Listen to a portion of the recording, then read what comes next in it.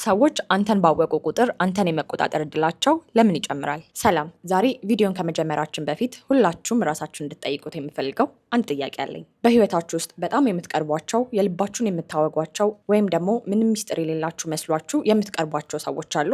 ለምንድን ነው በጊዜ ሂደት እናንተን መናገር፣ በጉዳያችሁ ውስጥ ጣልቃ መግባት፣ እንዲያውም ውሳኔያችሁን መቆጣጠር የሚቀላቸው? አንዳንዴ ስለሚወዱኝ ነው ብለን እናስብ ይሆናል። ግን ደግሞ አስተውላችሁ ከሆነ ሰዎችን ስለ ማንነታችሁ በነገራችኋቸው ቁጥር ሳታውቁት በእነሱ እጅ ውስጥ የመውደቅ እድላችሁ እየጨመረ ይሄዳል። መረጃ ኃይል ነው የተሰኘው አባባል በፖለቲካው ዓለም ወይም በትልልቅ ድርጅቶች ውስጥ ብቻ የሚሰራ እንዳይመስላችሁ። ይህ ህግ በጓደኝነት፣ በትዳር አልፎ ተርፎም በቤተሰብ ግንኙነት ውስጥ እጅግ በከፍተኛ ሁኔታ ይሰራል። ሰዎች ስለ አንተ በደንብ ባወቁ ቁጥር አንተን የሚመሩ በትን ሪሞት ኮንትሮል እየሰጣቸው እንደሆነ አስተውለህ ታውቃለህ? ድክመትህን ሲያውቁ የት ጋ ቢወጉ እንደምትደነግጥ ይረዳሉ። የምትፈራውን ነገር ሲያውቁ በምን እንደሚያስፈራሩህም ያውቃሉ።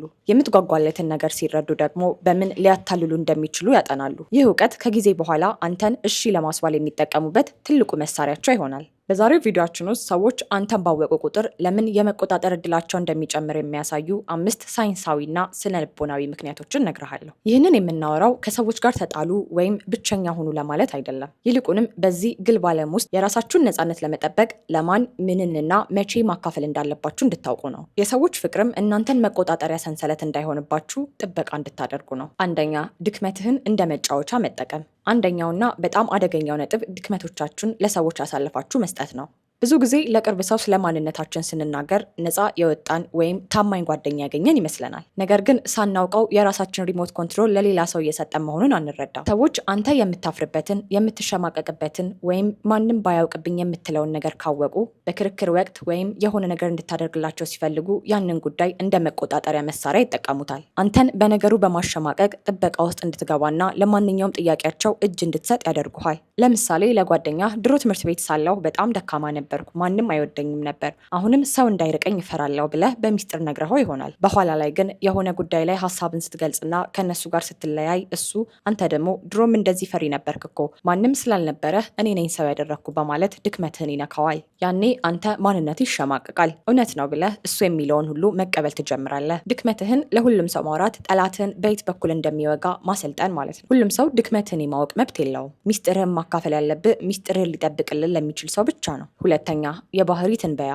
ሰዎች ያንተን ቀጣይ እርምጃ አስቀድመው መተንበይ ከቻሉ አንተን መቆጣጠር ልክ እንደ ሕፃን ልጅ ጨዋታ ቀላል ይሆንላቸዋል። አንተን በደንብ የሚያውቅ ሰው ምን አይነት ንግግር እንደሚያናድህ፣ በምን አይነት ስጦታ እንደምትሸነፍና በምን አይነት ሁኔታ ውስጥ እሺ እንደምትል በደንብ ያውቃል። ስለዚህ እሱ የሚፈልገውን ውጤት ለማግኘት አንተን እንዴት ትሪገር ማድረግ እንዳለበት ያውቃል። አንተን ልክ እንደ ክፍት መጽሐፍ እያነበበህ ይቆጣጠርሃል። መቆጣጠር የሚጀምረው ከአንተ መተንበይ ነው። ለምሳሌ ጓደኛ አንተ ብቻህን መሆን እንደማትወድና መገለል እንደሚያስፈራ ካወቁ የሆነ የማይመችህን ነገር እንድታደርግ ሲፈልጉ ካላደረግከው እኛ ብቻችንን እንሄዳለን የሚል ቀጭን ማስፈራሪያ ይሰጡሃል። አንተም ስጋት ስለሚታወቅብህ ለብቻ ላለመቅረት ስትል በእነሱ ፍላጎት ትመራለህ። ያንተን ስጋት ተጠቅመው የፈለጉበት ቦታ ይነዱሃል። ሁል ጊዜ የሚገመት ሰው አትሁን።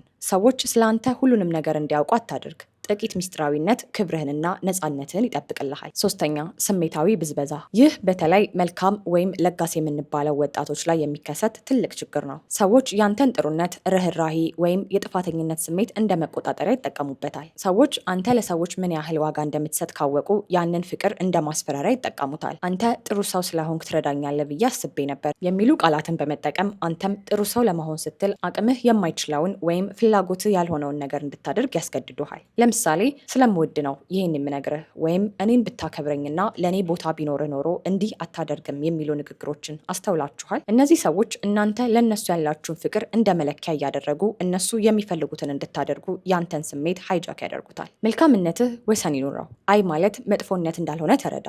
ለስሜታዊ ብዝበዛ ሰለባ እንዳትሆን ሁል ጊዜ ጥሩ ሰው ለመባል አትጣር። አራተኛ፣ የማህበራዊ መገለል ፍርሃት። ሰዎች ስላንተ ብዙ ሚስጥርና ያለፈ ቆሻሻ ታሪክ ባወቁ ቁጥር ያንን መረጃ ለሌላ ሰው እንዳይነግሩብህ በመስጋት ብቻ ለነሱ ታዛዥ ትሆናለህ። ይህ ሻዶ ኮንትሮል ይባላል። ሰውየው ፊት ለፊት መጥቶ ይህንን ካላደረግ ሚስጥርህን አወጣለሁ ብሎ ባይዝትብህም በአንተ ውስጥ ያለው ቢያወራብኝስ የሚለው ሀሳብ ብቻ ስነ ልቦናዊ እስረኛ ያደርግሃል። በራሱ በሰውየው ፊትም ሁል ጊዜ ዝቅ ብለህ እንድትታይ ያደርግሃል። ለምሳሌ በስራ ቦታ ወይም በትምህርት ቤት የሰራኸውን አንድ ትንሽ ስህተት የሚያውቁ ጓደኛ አብሮህ ባለ ቁጥር እገሌ እኮ እኔን አያስከፋኝም እያለ ሲያዝህ ትታዘ ታዘዘዋለህ። ምክንያቱም የያዘው መረጃ በራሱ ትልቅ ስልጣን ስለሆነ ያንን ስልጣን እንዳይጠቀምበት ስትል የፈለገውን ትሆናለህ። ያለፈ ስህተትህን በራስህ ተቀበለው። ሰዎች ሊያስፈራሩ የሚችሉት አንተ በዛ ነገር በራስህ ስትሸማቀቅ ብቻ ነው። ሚስጥርህን ለያዘ ሰው አትገዛ። 5ኛ ሚስጥራዊነትና የኃይል ሚዛን መዛባት። በማንኛውም ግንኙነት ውስጥ አንተ ስለ ራስህ ሁሉንም ነገር ስትናገር፣ ሌላኛው ሰው ግን ስለ ራሱ ምንም የማይናገር ከሆነ የኃይል ሚዛኑ ወዲያው ይዛባል። ግንኙነት ልክ እንደ ካርታ ጨዋታ ነው። አንተ ካርታን በሙሉ ገልጠ ጠረጴዛው ላይ ካስቀመጥክ፣ ሌላኛው ሰው ግን ካርታውን ደብቆ ከያዘ መጨረሻው ይታወቃል። እሱ ያንተን ቀጣይ እርምጃ ያውቃል፣ አንተ ግን ስለ እሱ ምንም አታውቅም። ይህ ኢንፎርሜሽን አሲሜትሪ ይባላል። እሱ ስለ አንተ 100 ድክመቶች ያውቃል፣ አንተ ስለ እሱ 10 ነገር ብቻ ታውቃለህ። ይህ ማለት እሱ አንተን የሚመታባቸው 100 መሳሪያዎች አሉት ማለት ነው። አንተ ግን 10 ብቻ ይኖርሃል። በዚህ ጊዜ ግንኙነቱ ከእኩልነት ወደ ተቆጣጣሪና ተላላኪ ይቀየራል። መረጃ አሳልፎ መስጠት ስልጣንን አሳልፎ እንደመስጠት ነው። ጓደኞቼ፣ ዛሬ ያወራናቸው ነጥቦች ምናልባት ከሰው እንድርቅ እያደረገኝ ነው የሚል ስጋት ሊፈጥርባችሁ ይችላል። ነገር ግን መልእክቱ ሰው አትመኑ፣ ጓደኛ አታፍሩ ወይም ሚስጥሩ አታውጡ ማለት አይደለም። ዓለም ያለ እምነትና ያለ ቅርርብ ባዶ ናት። ነገር ግን በህይወታችሁ ውስጥ ትልቅ ልዩነት የሚያመጣው ግልጽነትና ግልብነትን በደንብ ለይታችሁ ስታውቁ ነው። ግልጽነት ማለት ትክክለኛውን ነገር በትክክለኛ ጊዜ ለትክክለኛ ሰው መናገር ነው። ግልብነት ግን ያገኙትን ሰው ሁሉ እንደ ማህደር መጠቀም ነው። ስለዚህም ራሳችሁን ለመጠበቅ እነዚህን 3 ነገሮች ዛሬውኑ ውሰዱ። መረጃህን እንደ ትልቅ ሀብት ቁጠር። የቤትህን ቁልፍ መንገድ ላይ ላገኘኸው ሰው ሁሉ እንደማትሰጥ ሁሉ የልብህንም ቁልፍ ለሁሉም ሰው አትስጠው። መረጃ ስልጣንህ ነው። ስልጣንህን በነጻ አትበትነው። 2ኛ ሚስጥርህን ለሚመጥኑት ብቻ። ሁሉም ሰው ያንተን ታሪክ የመሸከም አቅም የለውም። ክብርህን ለሚጠብቁ፣ ነገ በትንሽ ነገር ሲቀየሩ ታሪክህን ለጦርነት ለማይጠቀሙበት የልብ ሰዎች ብቻ ንገራቸው።